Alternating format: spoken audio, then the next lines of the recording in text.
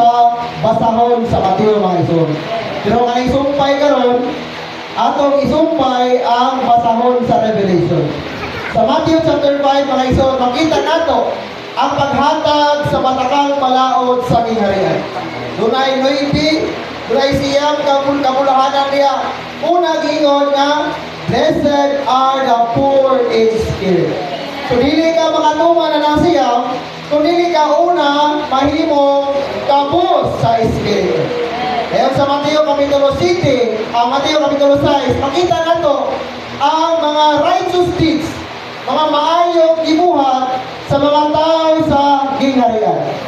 Una niya, ipakita sa isod kahapon nga, ang pag-ampo, ang ibalik-balik karon sa mga iso nato diya sa Katolisismo.